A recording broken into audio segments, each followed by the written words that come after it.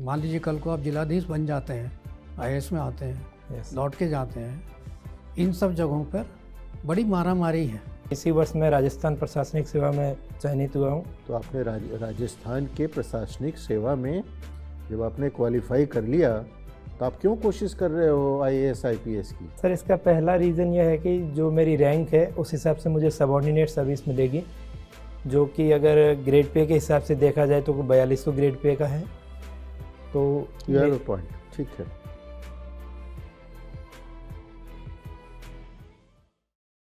मैं come in sir. आइए। Good afternoon sir. Good afternoon ma'am. Good afternoon, बैठो। Thank you sir. Mohanlal, अपने बारे में आप हिंदी में इंटरव्यू दे रहे हैं इंग्लिश में? यस सर, हिंदी में दे रहा हूँ। हिंदी में दे रहे हैं। यस। मोहनलाल, अपने बारे में बताइए। सर, मेरा नाम मोहनलाल है। मैंने मेरी 10th and 12th Barmer district से की है और उसके पश्चात मैंने 2020 में मेरा ग्रेजुएशन और post graduation as a integrated BSc MSc chemistry से आईआईटी खड़गपुर से पास आउट किया है। और सर उसके बाद मैंने करीब 1.5 वर्ष जैग इंडिया प्राइवेट लिमिटेड कंपनी और पिछले 1 वर्ष से मैं कोर्सेरो कंपनी में as a subject expert matter के रूप में कार्य कर रहा हूँ। और सर इसी वर्ष मैं राजस्थान प्रशासनिक सेवा में चयनित हुआ हूँ और मेरा जॉब एलोकेशन अभी बाकी है। Very good. तो आपने राजस्थान के प्रशासनिक सेवा में जब आपने क्वालिफाई कर लिया तो आप क्यों कोशिश कर रहे हो आईएएस आईपीएस की? सर, इसका पहला रीज़न यह है कि जो मेरी रैंक है उस हिसाब से मुझे सबऑर्डिनेट सर्विस मिलेगी, जो कि अगर ग्रेड पे के हिसाब से देखा जाए तो 4200 ग्रेड पे का है। तो यू हैव अ पॉइंट, ठीक है। सो मोहनलाल, आपकी उम्र हो गई, उम्र तो अभी कम है आपकी, 25 साल। सर 26 ईयर्स अभी 1 जनवरी को जस्ट complete हो गया। 1/1/98 का आपका बर्थ है। यस केमिस्ट्री में कब किया आपने केमिस्ट्री? सर 2020 में मैं पास आउट हुआ। 2020। और Yes. उसके बाद आप फिर जॉब में आ गए। Yes sir. तो अभी आपने जॉब छोड़ दिया है? सर अभी मेरा चल रहा है, मैं अभी रिज़ाइन करने का सोच रहा हूँ। ओके।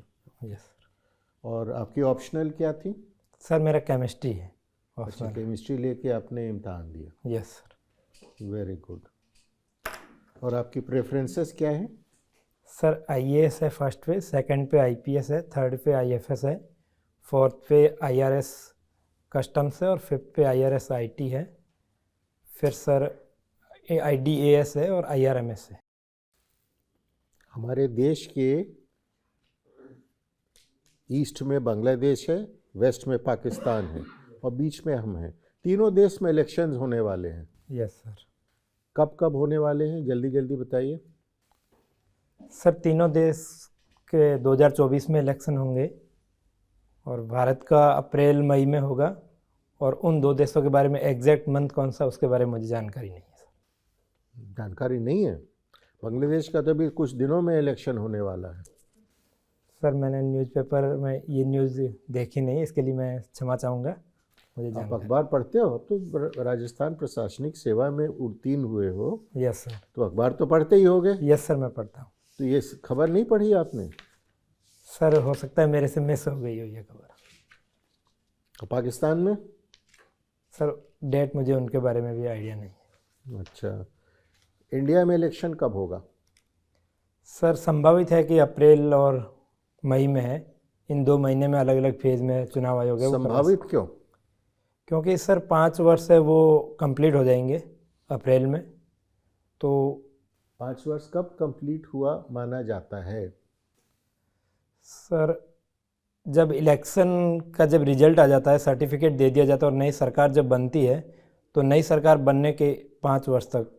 संविधान में कुछ प्रोविज़न है। यस।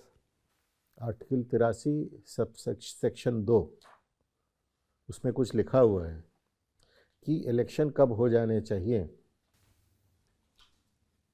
सर मैं क्षमा चाहता हूँ, इसके बारे में मैं जाके पढ़ूँगा। तो सिर्फ केमिस्ट्री पढ़ के तुम प्रशासनिक सेवा में कलेक्टर को और कोई काम नहीं है? नहीं सर, काम है, मैं मानता हूँ, लेकिन मैं क्षमा चाहता हूँ, उसके बारे में मुझे जानकारी नहीं थी। अच्छा। यस। किस विषय में तुम्हें जानकारी है? नेशनल और इंटरनेशनल रिलेशंस में? सर मुझे इंटरनेशनल रिलेशंस में इंडिया और नेबरिंग कंट्रीज़ के रिलेशंस है, या फिर इंडिया है यूएसए के रिलेशंस है, इनमें इंटरेस्ट है। इसके अलावा नेशनल इश्यूज है, उन पे भी मैं इंटरेस्ट रखता हूँ। कौन से नेशनल इश्यूज? सर सोशल हो, इकोनॉमिकल हो, या पॉलिटिकल हो, या एनवायरमेंटल इश्यूज हो। Environmental issue? Yes climate? Yes sir. Climate change? Yes. Climate change क्या बला है? क्यों इसको हम लोग इतना प्रॉब्लम मान रहे हैं? सर इसका पहला रीज़न है कि क्लाइमेट चेंज की वजह से जो ग्लोबल वार्मिंग, जो एवरेज टेम्परेचर है वो बढ़ रहा है, जिसकी वजह से कहीं ना कहीं हर सेक्टर। क्यों बढ़ रहा है?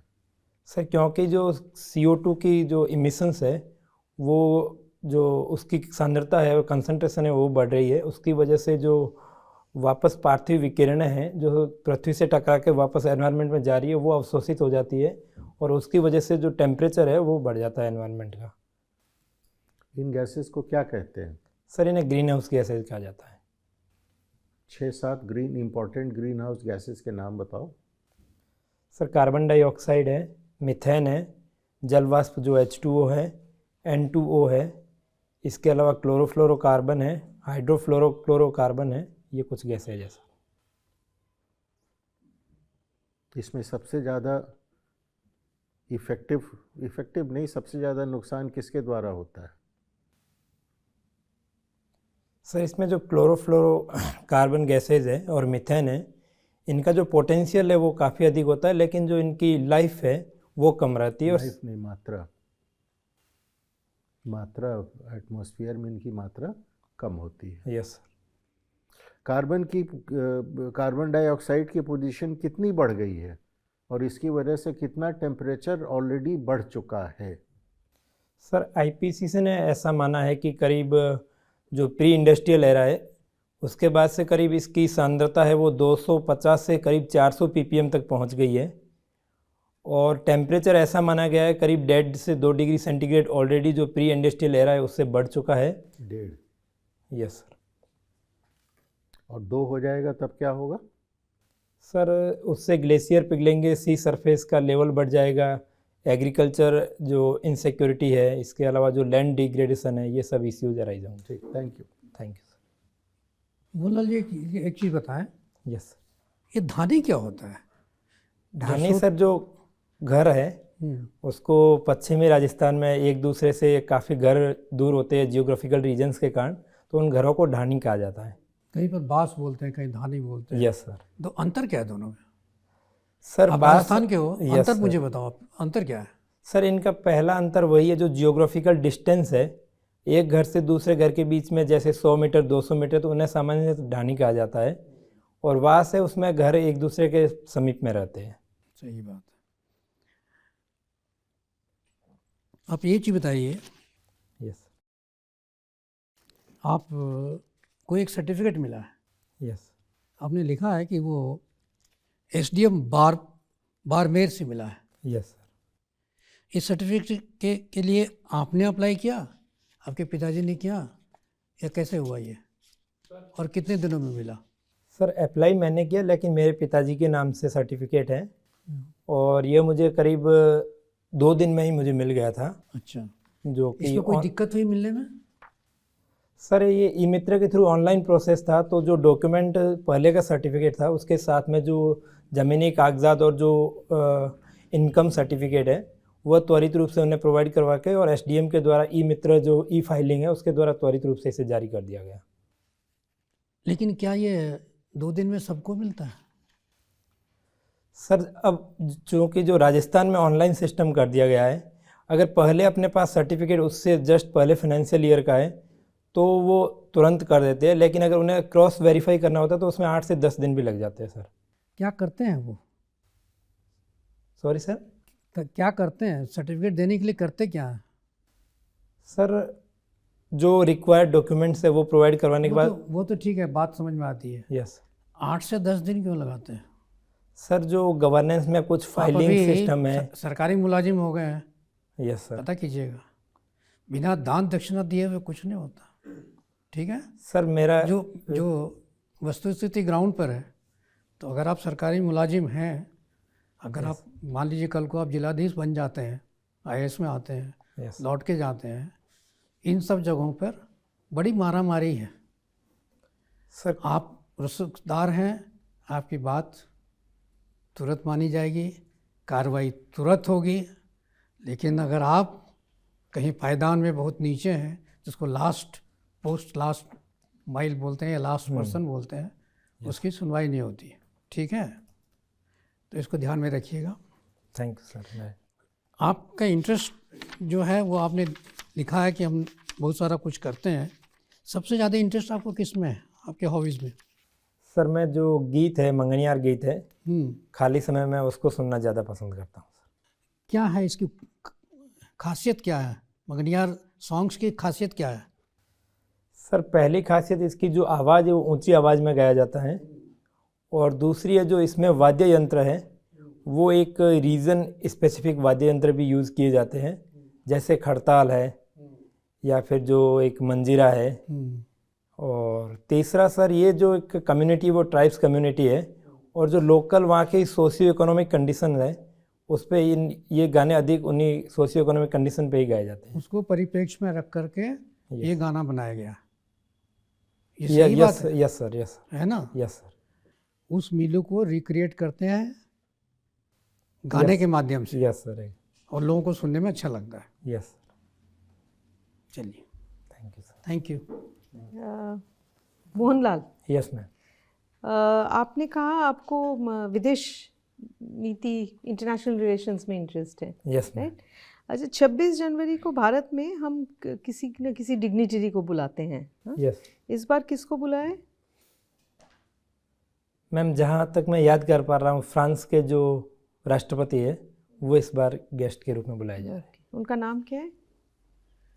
Ma'am, Emmanuel Macron. Okay. Yes. France का इम्पोर्टेंस क्या है भारत के साथ रिलेशनशिप का?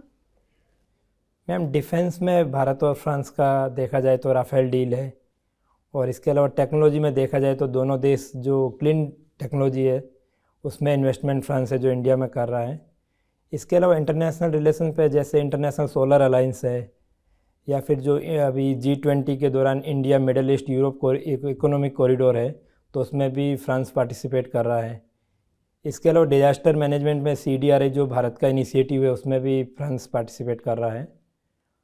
और इकोनॉमिक पे देखा जाए तो दोनों देशों के बीच करीब $10 बिलियन से अधिक का ट्रेड भी है, और दोनों देशों के बीच में फ्री ट्रेड एग्रीमेंट पे वार्ता भी चल रही है। तो ओवरऑल मुझे लगता है कि भारत और फ्रांस के बीच में काफ़ी सकारात्मक और एक प्रगतिशील संबंध है जो एक नई ऊंचाइयों तक जा सकते हैं दोनों देश के डेमोक्रेटिक वैल्यूज़ के आधार पर भी। आपको याद है पिछले साल 26 जनवरी में कौन आए थे स्पेशल गेस्ट? मैम, मैं जहाँ तक रिकॉल कर पा रहा हूँ आसियान कंट्रीज़ के जो लीडर्स थे। वो काफ़ी पहले हुआ था। अच्छा, ये बताइए हेनरी किसिंजर कौन थे? हेनरी किसिंजर, उनका नाम अभी अखबारों में बहुत आया है। हेनरी किसिंजर के बारे में नहीं पता है? हाँ, US के सेक्रेटरी ऑफ स्टेट थे। Sorry ma'am. 71 वॉर के बारे में क्यों कहा जाता है कि 71 में जो युद्ध हुआ वो हमारे एक सबसे बड़ा डिप्लोमेटिक चैप्टर में जो सबसे अच्छा एक चैप्टर है डिप्लोमेटिक हिस्ट्री में, क्यों, क्या था ये? सर, भारत ने जो पाकिस्तान को इसमें हराया था और बांग्लादेश एक नए देश के रूप में उदय हुआ, काफ़ी वेस्टर्न कंट्रीज जैसे USA के द्वारा भी काफ़ी अपोज किया गया, लेकिन भारत ने अपनी जो रणनीतिक स्वायत्ता है उसको बरकरार रखकर एक ऐसा स्टेप उठाया जिसने पूरे विश्व में भारत की जो एक डिप्लोमेटिक पावर है उसको सुदृढ़ किया। भारत के साथ कोई था, कोई देश था भारत के साथ, या भारत ने अकेले ही इसको किया?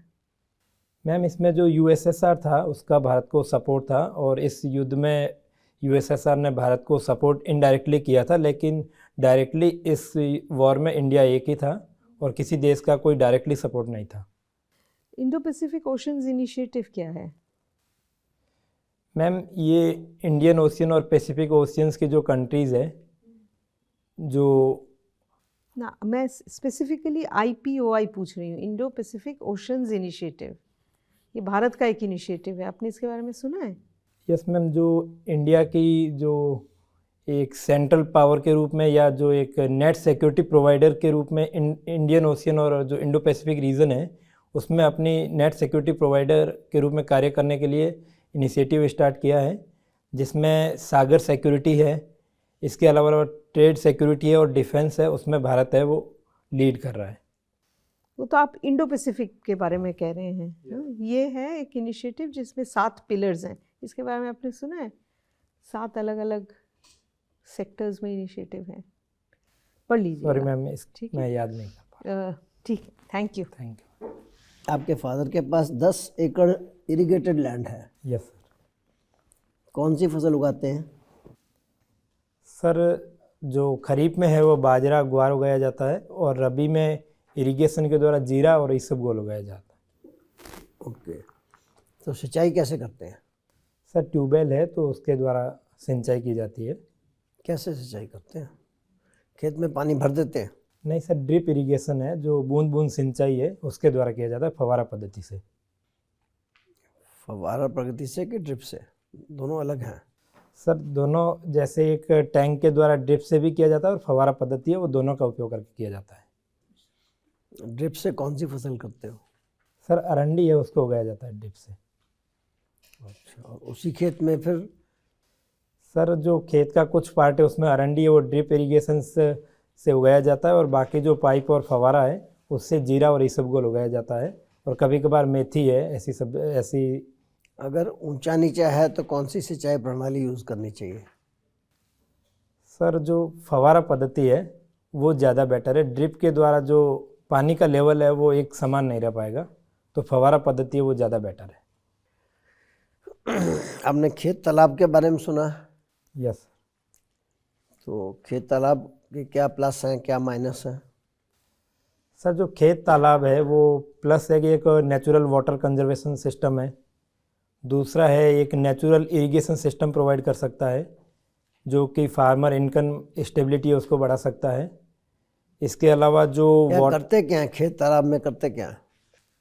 सर जो नेचुरल कंजर्वेशन है जैसे खडीन है या फिर जो छोटे छोटे जो नाले बनाए जाते हैं उसके द्वारा पानी का कंजर्वेशन किया जाता है खेत तालाब में। मतलब जो वाटर कंजर्वेशन है, जिसे सामान्यतः खेतों में जैसे छोटे एनीकेट बांध बनाए जाते हैं तो उन्हें सामान्यतः, जहाँ तक मैं समझ पा रहा हूँ, उन्हें खेत तालाब बोला जाता है। हाँ, खेत में ही छोटा सा हिस्सा तालाब का कर लिया, यस। उसमें पानी स्टोर कर लिया, है ना? गहरा भी हो सकता है, खड्डा भी हो सकता है। यस सर, जो गहरे होते हैं उन्हें टाँका बोला जाता है, सामान्यतः जो कम साइज का रहता है। तो आपके खेत में है खेत तालाब? टाँके बनाए गए हैं और जो छोटी जो एक डिग्गी बोला जाता है वाटर कंजर्वेशन के लिए वो भी बनाई गई है।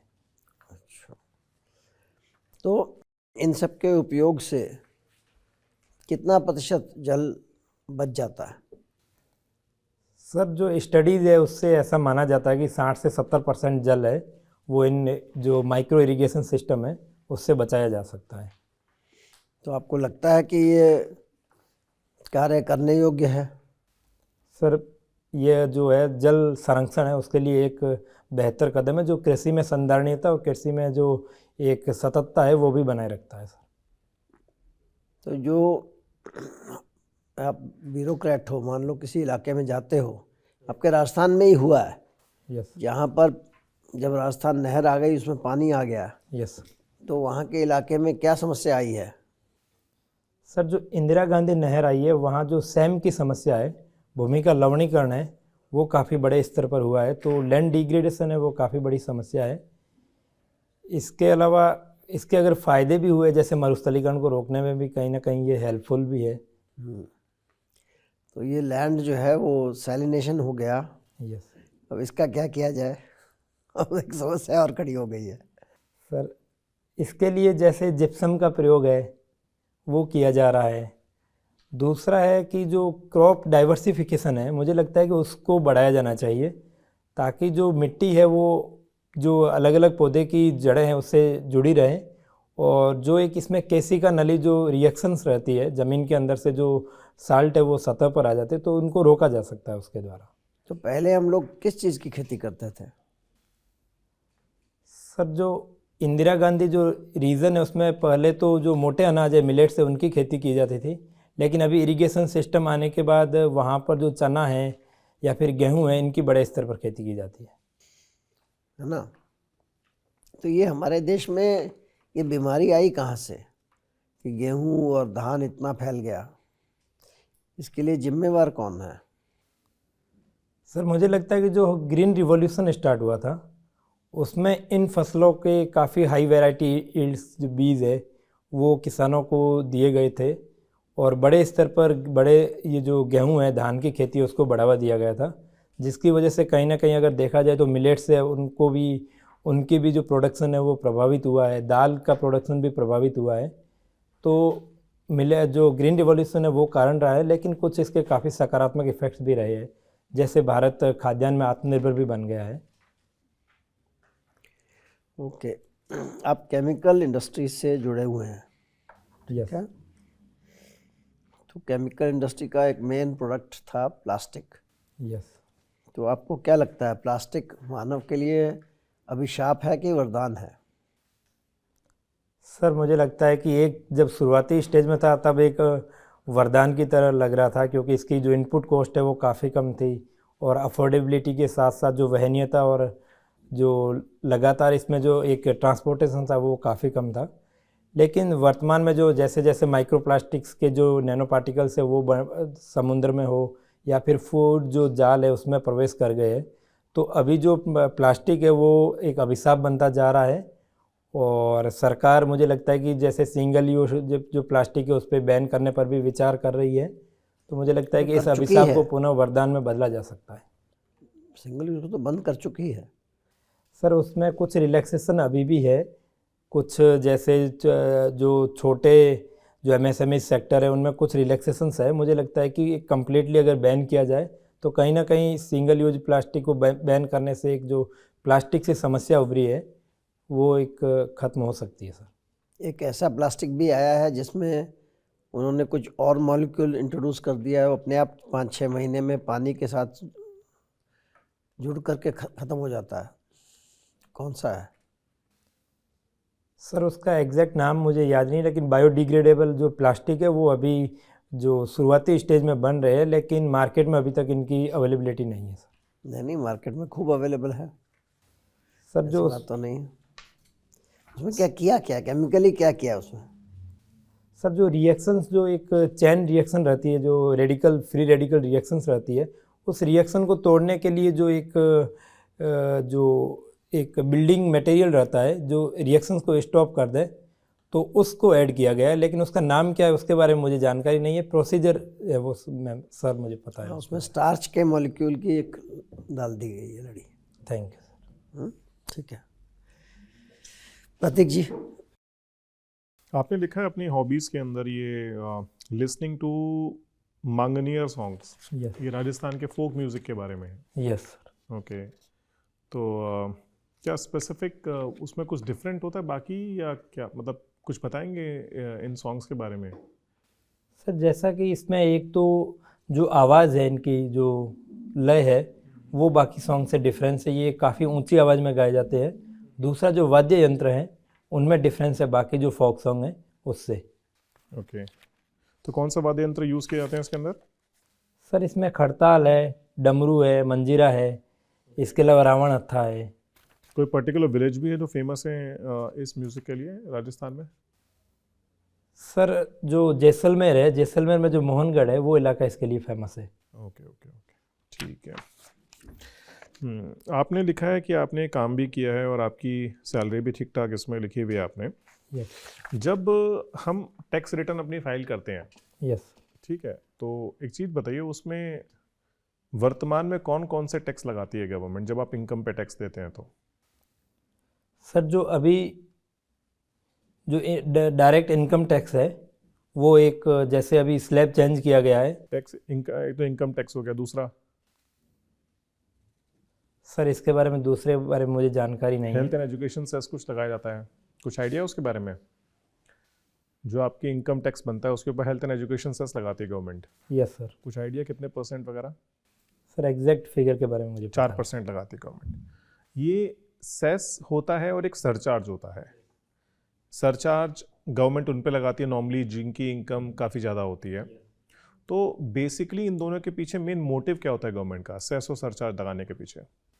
सर सेस लगाने का उद्देश्य रहता है कि किसी एक विशिष्ट उद्देश्य हो, स्पेसिफिक रीज़न हो, उसको फुलफिल करने के लिए लगाया जाता है। यानी कि हेल्थ एंड एजुकेशन सेस जो लगाया है वो हेल्थ एंड एजुकेशन के लिए लगाया गया। तो Yes. आपको कुछ आइडिया है गवर्नमेंट को इससे कितनी आमदनी होती है एक साल में वर्तमान में? सर इसके बारे में मुझे एग्जैक्ट फिगर पता नहीं है। और सरचार्ज के बारे में कुछ आइडिया हो? सरचार्ज किसी एक स्पेसिफिक उद्देश्य के लिए नहीं रहता है, और वो जो फंड रहता है वो भारत के जो डिवाइडेबल जो फंड है उसमें भी नहीं रहता है, नहीं सीधा आता है, केंद्र ठीक सरकार है। के। बट वो आपका इनइक्वालिटीज़ कम करने के लिए लगाया जाता है, क्योंकि अमीर पे लगाया जाता है Yes, जिससे sir. उससे ज़्यादा पैसे लिया जा सके, और वो जो गरीब हैं बिलो पॉवर्टी लाइन है उनके लिए लगाया Yes. मतलब यूज़ किया जा सके। यस तो उसके बारे में आइडिया है गवर्नमेंट को कितनी आमदनी होती है उससे? सर, मैं क्षमा चाहूँगा, एग्जैक्ट फिगर के बारे में मुझे पता नहीं। ठीक है। आपको लगता है उस पैसे का ठीक से इस्तेमाल होता है? क्योंकि अगर मैं आपको बताऊं तो सरचार्ज से गवर्नमेंट को 1 लाख करोड़ से ज़्यादा की आमदनी होती है और एन एवरेज देखा जाए तो हर साल। बट फिर भी देखेंगे कि ज़्यादा कुछ फ़र्क देखने को मिलता नहीं है हमें। सर मुझे लगता है कि जो सरकार के पास जो भी रेवेन्यूज़ आता है वो लोक कल्याणकारी या सरकार का जो इंफ्रास्ट्रक्चर डेवलपमेंट है उन सभी में एक फार्मूले के तहत ही जो इन्वेस्टमेंट है वो होता है। तो ये एक जनरल आंसर है। मैं आपसे ये पूछ रहा हूँ कि वो पैसे का इस्तेमाल ठीक होता है या नहीं होता है, उससे आपको फ़र्क देखने को मिला है या नहीं मिला है। अच्छा, राजस्थान में एजुकेशन सिस्टम के बारे में आपकी क्या राय है? मतलब क्या कुछ डेवलपमेंट हुई है या अभी भी इंफ्रास्ट्रक्चर वाइज या क्वालिटी ऑफ एजुकेशन के बारे में बात करें तो बहुत बेहतरीन नहीं है? सर जो अभी रिसेंटली कुछ स्टेप्स भी लिए गए हैं, जैसे कि ग्रामीण इलाकों में भी इंग्लिश मीडियम के स्कूल स्थापित किए गए हैं। इसके अलावा इंफ्रास्ट्रक्चर के रूप में देखा जाए तो एक निश्चित डिस्टेंस के बाद स्कूलों का निर्माण किया गया है। इसके अलावा जो टीचर्स के लिए जो रिक्रूटमेंट है वो भी एक बड़े स्तर पर की गई आपने है। राजस्थान का एग्जाम क्लियर किया आपने Yes. बताया। आपने सेंटर कहाँ आउट किया था? सर Exam मेरा लिखने के जोधपुर लिए। था, जो कि आरपीएससी के द्वारा ही दिया जाता है, ऑप्ट नहीं करना पड़ता उसमें। अच्छा, वो वहीं पे था आपका। और भी सेंटर्स होते हैं? सर जो मेंस के सेंटर है वो जो डिवीज़न है उस स्तर पर होते हैं, और जो जिस डिवीज़न से बिलोंग करता है उसको वही डिवीज़न प्रोवाइड करवा जाता जैसे मैं अपना एक्सपीरियंस बताऊं, लास्ट टाइम जब मैं भरतपुर गया मैंने देखा तो भरतपुर में वहाँ मेंस का सेंटर था है। यस। और गर्मी में जून जुलाई के एक महीने में पेपर हो रहे थे और ना ही स्कूल में पंखे थे, टूटी हुई डेस्क थी, यस। ठीक है, इतनी बुरी हालत थी और बच्चों को उसमें 6-6 घंटे मेंस का एग्ज़ाम लिखना पड़ रहा था। सर हो सकता है कि कुछ स्कूल है जैसे कि अभी तक एजुकेशन जो इंफ्रास्ट्रक्चर है भारत में, न केवल राजस्थान बल्कि अदर स्टेट्स में भी काफ़ी अभी उनमें गुंजाइश है कि उनमें सुधार किया जाए। मैं आशा करता हूं कि सरकारें हैं और जो इसमें इन्वेस्टमेंट है एजुकेशन जो ठीक सेक्टर है न्यू एजुकेशन पॉलिसी के अनुरूप चलिए, हो। आशा करते हैं आप। ठीक है, थैंक यू। कोल्ड फ्यूजन क्या है? सॉरी सर, इसके बारे में मुझे जानकारी नहीं। केमिस्ट्री से रिलेटेड है। मैकमोहन लाइन कहाँ से शुरू होती है और कहाँ ख़त्म होती है? सर जो मैकमोहन लाइन है वो भारत और चीन के बीच में जो पूर्वी इलाका है, जैसे अरुणाचल प्रदेश है, और वो रीजन है जो पूर्वी बॉर्डर है उसके बीच की है। कहाँ से कहीं से शुरू होकर कहीं ख़त्म तो होती होगी। सर एग्जैक्ट जो लोकेशन का नाम है वो मुझे पता नहीं है। चलिए, तो मोहनलाल जी आप थोड़ा वेट कर लीजिए, आपको बुला के आपको अपनी फीडबैक देते ओके, हैं। Thank you sir, thank you ma'am.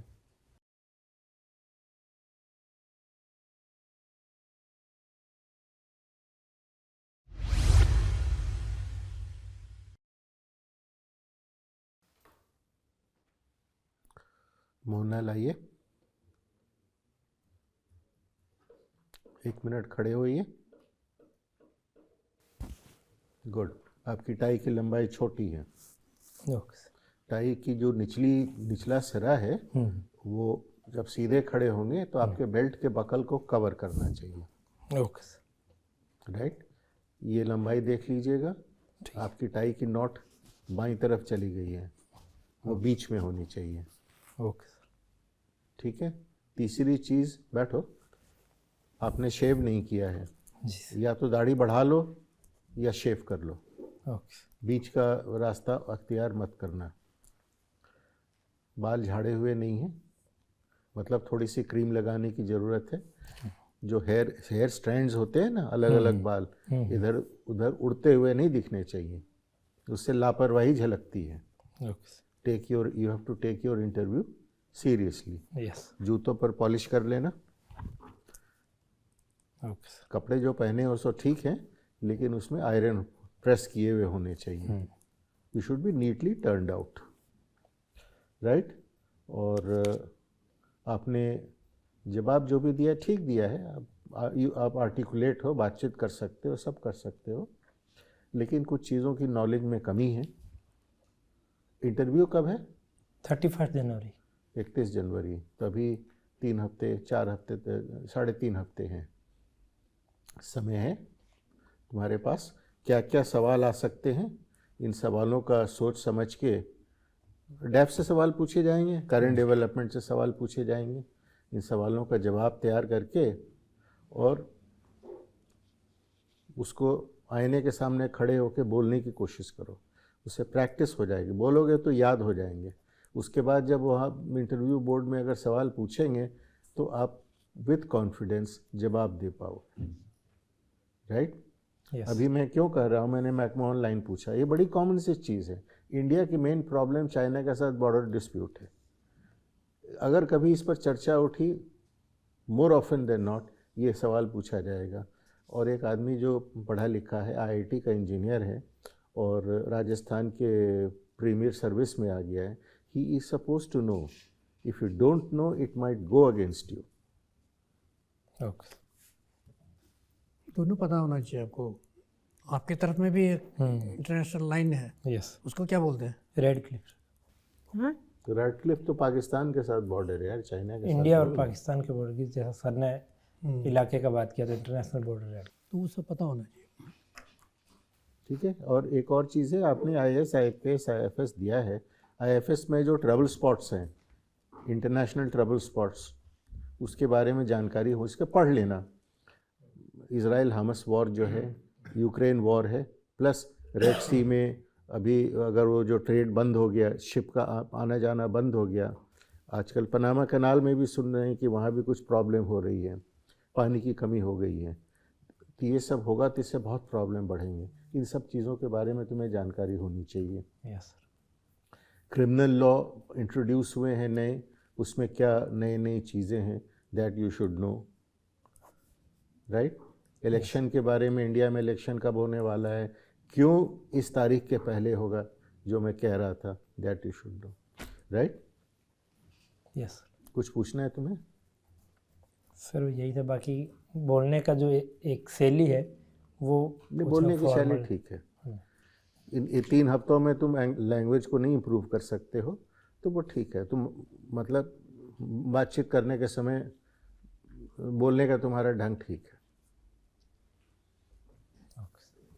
Right. ये जो तुम मुस्कान देते हो ना, बहुत बढ़िया है, इसको और बढ़ाओ। इसीलिए मैं कह दूँ जीत थोड़ा सा जाओगे। और मुस्कुराओ। Thank you sir, thank you ma'am. जीतने वाले कैंडिडेट हो, हार के नहीं आना। जी